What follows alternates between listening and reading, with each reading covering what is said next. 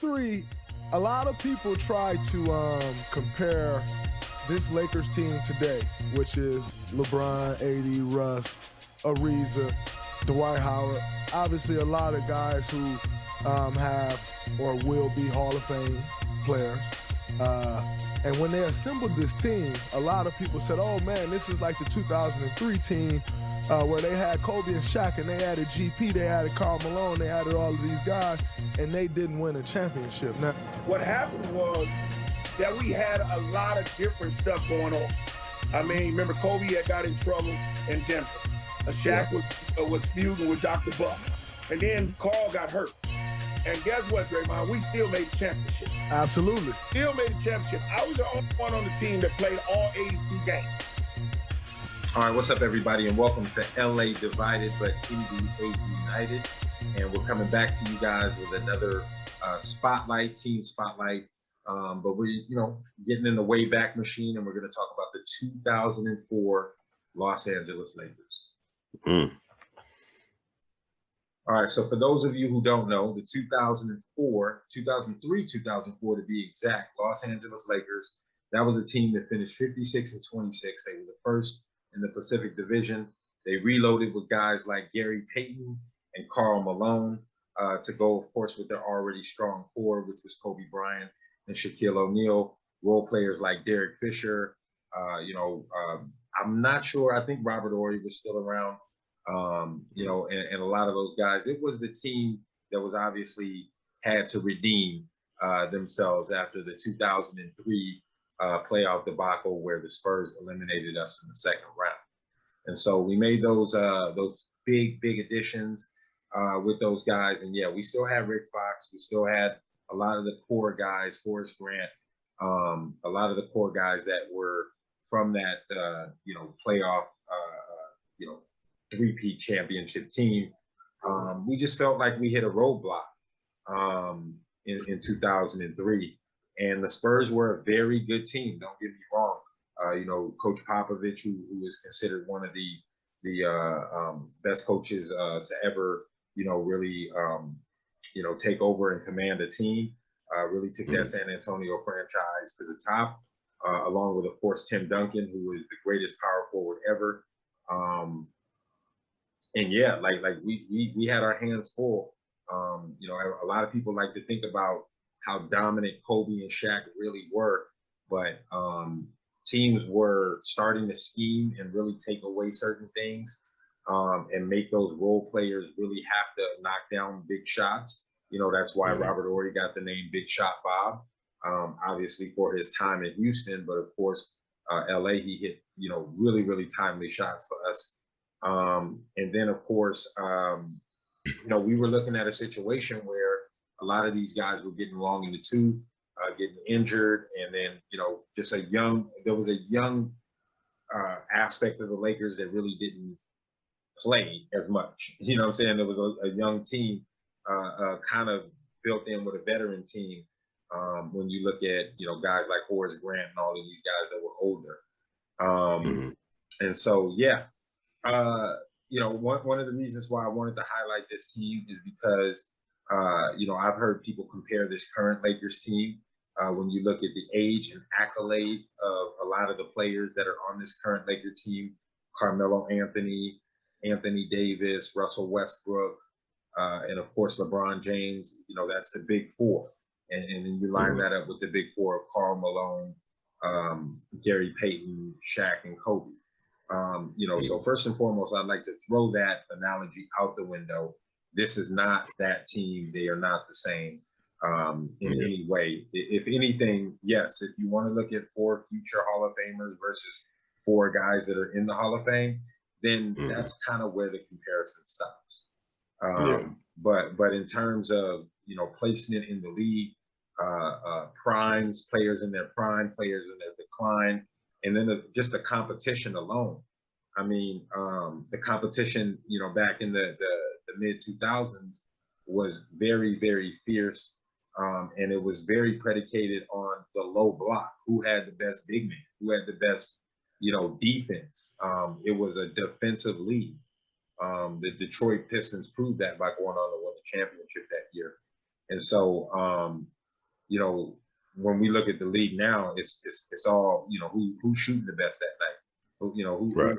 who's got it going from the 3-point line is ultimately going to end up deciding the winner of the game and eventually the winner of the championship. That's just the way the league has essentially went towards. So with that being said, yeah, this 2014, you know, I guess I'll open it up and say, do you feel like they were a failure, or do you think it was just kind of wrong place, wrong time? Yeah, I'm not going to say it was a failure. Well, I mean, as Laker fans, anytime y'all don't win a season, it's a failure or it's a failed season.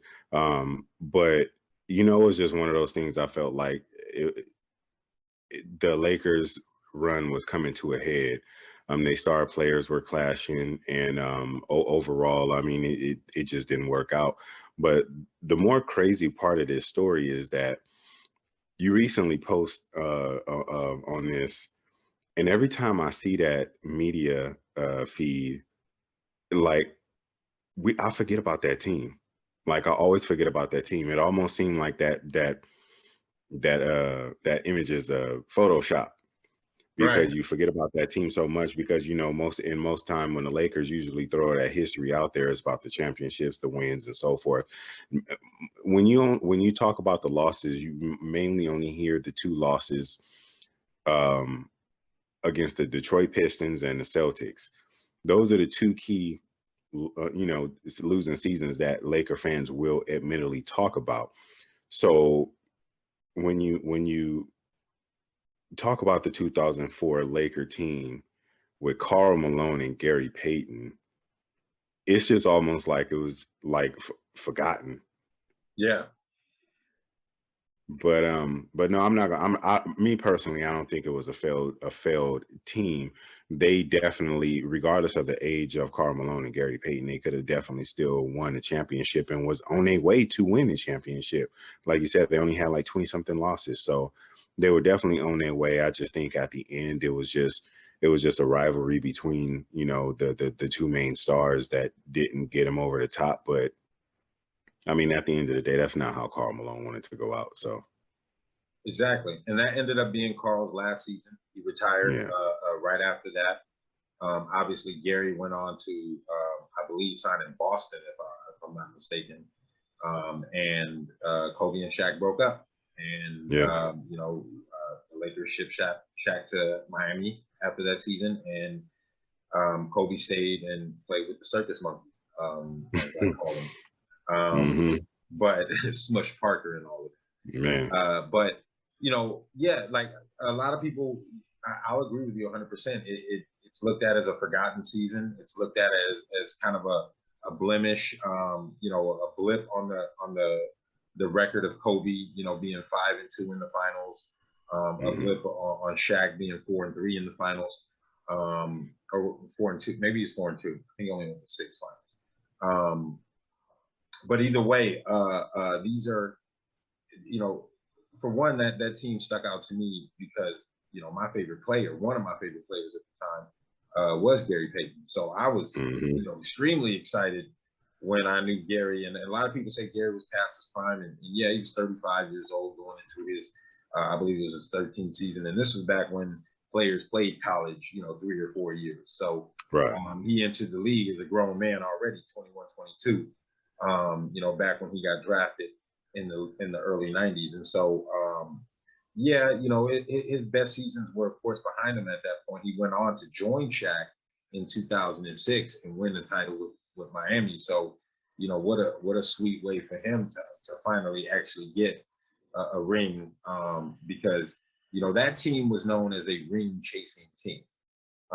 Even though Kobe had done it and Shaq had done it, you know, Malone had never done it. Malone had never won a title at that point. And so they were looked at as a ring chasing team, you know, and, you know, when people like they don't really mention this in the, you know, kind of when they blame LeBron for teaming up and coercion and getting together, you know, people never talk about this team and how they kind of did that, because there was a forgotten team.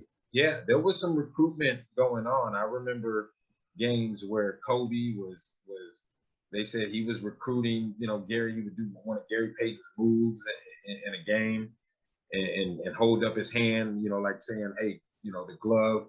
And the commentators would commentate on it. So there was a lot of innuendos and little small recruiting, tools that were going on at that time that ended up landing those guys. I think I saw an article that said Malone, gave up 17.7 million in order to sign with the Lakers and essentially chase a ring. And nobody talks about that. Nobody, says, hey, he was a ring chaser for doing that or anything like that. But and everybody on Schroeder head. Exactly. Yeah. But yeah, it's just a team that I like to think of it, and I don't think that they're a failure at all. I think honestly that team was just a part of bad circumstances, injuries derailed that team. And I think you brought up the most interesting point of that was like the head of the Kobe, Shaq, Phil Jackson. This was like the head of, because I think Phil ended up writing a book after that season. And that's why when he came back in 2006, 2007, everyone was really like, holy shit, like Phil is going to coach this kid again after all the shit he said. Because that's when he called Kobe selfish and all of the he just, I can't win with this kid, blah, blah, blah. And so he was wrong. He was absolutely wrong. But I mean, the fact that he came back, showed that he had humility. He had trust in. And that's the thing, is that the one thing you can't knock about Kobe, because Kobe would go on to win 2 other titles after this. And I think, people thought like after this season and when the Lakers lost and Malone retired and Payton left, they thought the Lakers were finished, that we would never see another title in LA for a long time.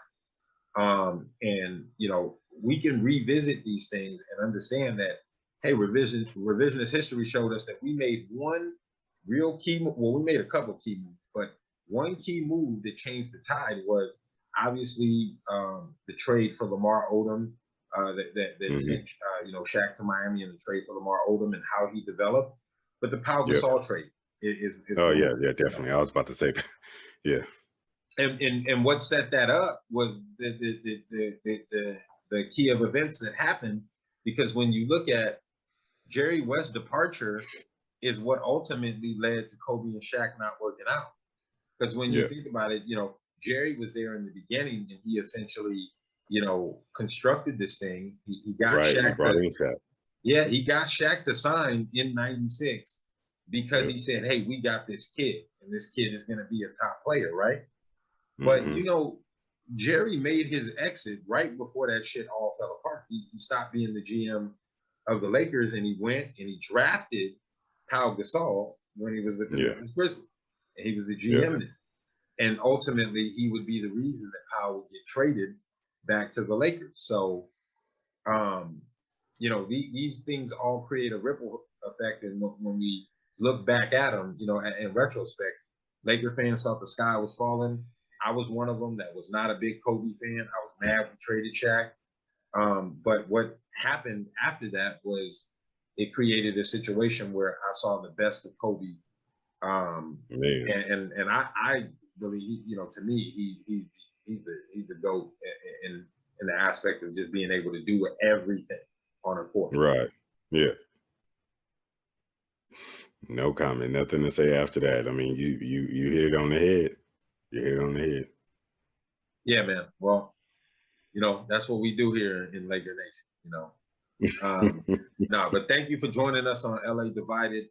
This has been fun, obviously, highlighting our teams. I appreciate you sitting in on me gloating about my Lakers for a second.